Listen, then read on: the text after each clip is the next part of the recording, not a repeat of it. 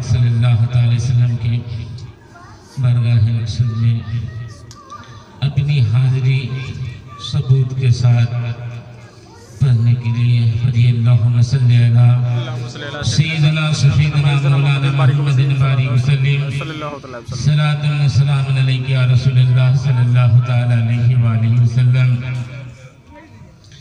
आज का जो सफ़ है शादी खाने आबादी अब जनाब अब्दुल करीम साहब के साहबजादे तबरेज़ की कल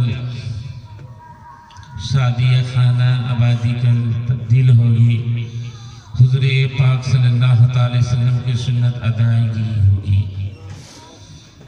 एक बार और बढ़िए अल्लाहुम्मा सल्ली अला सय्यिदिना सफ़ीदना मौलाना मुहम्मदिन बारिक वसल्लम सलातुन व सलामुन अलैका या रसूलल्लाह सल्लल्लाहु अलैहि वसल्लम। हम तमाम को मालूम है जो अख्त होने के बाद जो खातून आती है तो उनको लोग खरीदा हुआ समझते हैं, नौकरानी समझते हैं।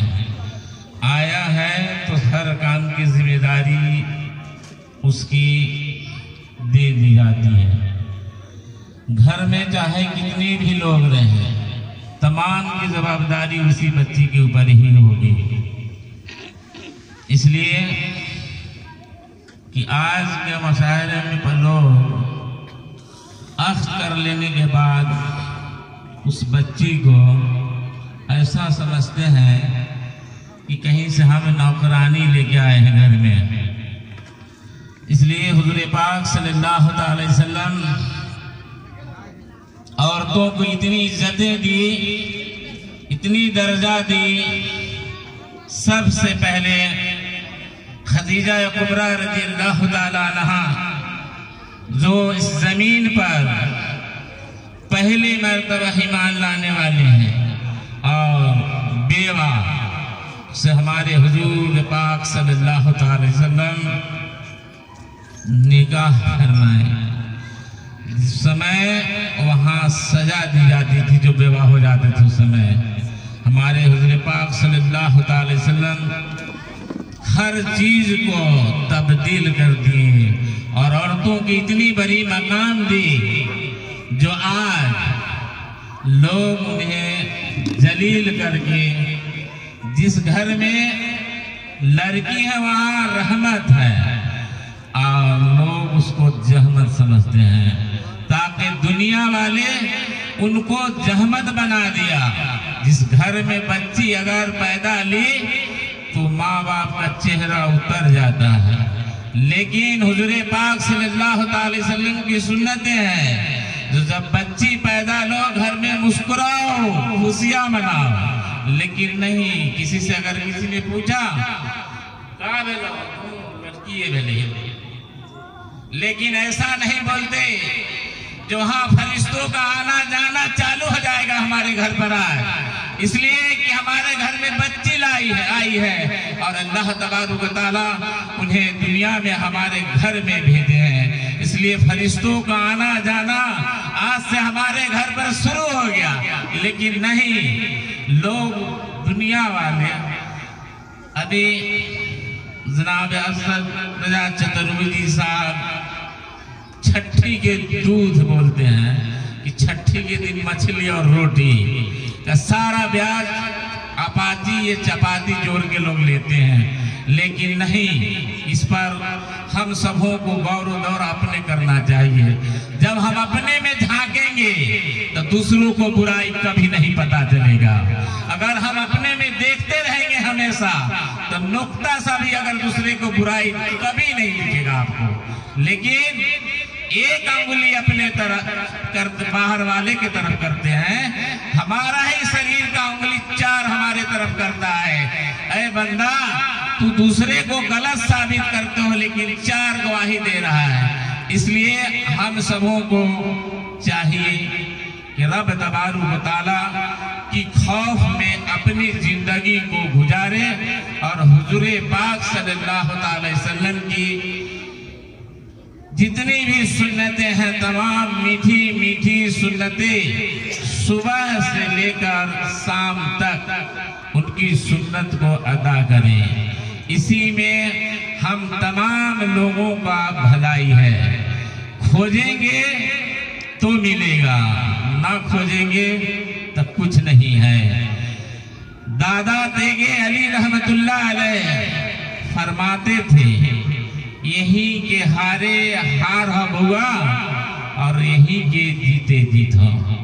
इसलिए कि जब हमारी इंतकाल हो जाएगी तो सब आदमी मिल के कब्र तक पहुंचाएंगे, और जब कब्र में उतार देंगे तब कोई वहाँ हमारी नेकी मिलने वाला नहीं है। इसीलिए दादा सरकार रहमतुल्लाह अलैह फरमाते थे, यही के हारे हार है और यही के जीते जीत है। जो करना है हमें यही करना है, कब्र में जाके कुछ नहीं कर पाएंगे। इसलिए इस दुनिया में हर आदमी को जमाना के देखते हुए में हर चीज की जरूरत है। जमीन, मकान, शादी, औलाद, शोहरत, दौलतमंद बनना, सब चीज की जरूरत है।